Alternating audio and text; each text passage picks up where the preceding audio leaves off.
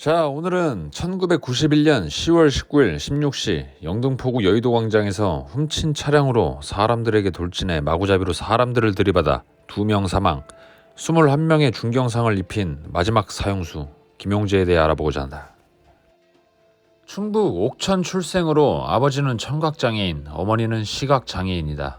김용재는 선천적 약시로 유전적 장애를 가지고 태어나게 된다. 아버지는 술만 마시면 폭행을 일삼았고 이에 어머니는 수시로 가출을 하여 돌아오지 않았고 아버지는 가정환경 비관, 농약을 먹고 자살하게 된다. 이 때문에 김용재의 유년기의 삶은 순탄치 않았으며 불량한 삶을 살기 시작한다. 안 해본 일이 없을 정도로 서울과 부산을 오가며 중국집 배달부, 배선원, 공장, 나이트 웨이터 등의 일을 한다. 허나 시각장애 때문에 어느 일을 하더라도 난관이었다. 중국집 배달부 때는 주소를 잘 못 보다 보니 배달차고 자자 잘림, 공장에선 공장 기계에 부딪히고 다치는 일 비일비재해서 잘림, 나이트 웨이터 시절엔 사장을 알아보지 못하고 어서옵쇼 손님! 외치다가 잘림, 자신이 처한 가정 환경을 탓하지 않고 이것저것 해보며 열심히 살아보려 했으나 장애를 극복하지 못하였다. 그는 이 모든 분노들을 사회를 향해 발산하기 시작한다. 눈이 나쁘다는 이유로 일하는 곳곳마다 잘리고 같이 일하는 동료들, 주변 사람들이 무시하고 깔보는 것 같아 사회에 복수하고 이왕 죽을 거 사람들 죽이고 본인도 죽으려고 했었다 라고 말했다고 한다. 자신과 비교되게 남들은 잘 먹고 잘 살고 행복해 보이는 모습이 보기 싫었으며 한 언론과의 인터뷰에서는 자신이 죽인 사람들에게 미안한 생각이 없다며 딱 잘라 말하기도 했다고. 김용재는 양말 공장을 다니던 시절 사장의 프라이드 차 열쇠를 복사해서 범행을 하기로 결심. 1991년 10월 19일 사장의 프라이드 차량을 몰고 이어폰에서 흘러나오는 팝송에 몸을 맡기고 광란에 질주를 하기 시작한다. 이 과정에서 초등학생 지현일군, 유치원생 윤신재 군이 즉사, 이후에도 남녀노소 불문하고 21명 부상을 입히고 질주하다 자전거 보관함 시설에 부딪히면서 시동이 꺼진다.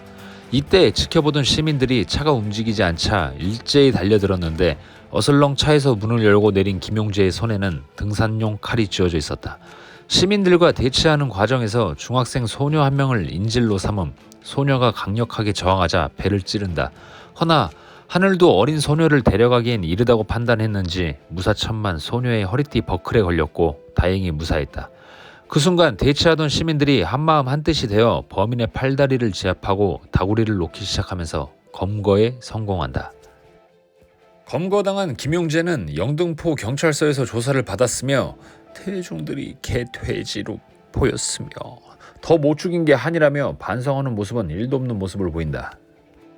11월 19일 사형 판결을 받았으나 이에 불복해 항소와 상고를 제기했지만 전부 기각됐고 1심, 2심, 3심 전부 사형을 선고받으며 1992년 8월 18일 대법원에서 사형 확정 판결을 받고 1997년 12월 30일 다른 사형수 22명과 함께 집행되었다. 김용재가 사형 선고를 받은 뒤 피해자 윤신재 군의 할머니는 거대한 분노에 차 그를 찾아갔고 흐느끼며 죄송하다는 말만 반복하며 할머니에게 용서를 구했다고 한다. 김용재의 모습이 어딘가 보통 사람들과는 다르다는 것을 느끼고 눈물을 흘리며 용서하셨다고. 그렇게 사형되기 전까지 할머니는 그를 보살피고 눈이 안 보이는 김용재를 위해 안경도 맞춰주고 기도도 해주셨다고 한다. 할아버지는 화병으로 세상을 등지셨고 며느리이자 피해자의 어머니는 암으로 사망했다고 한다.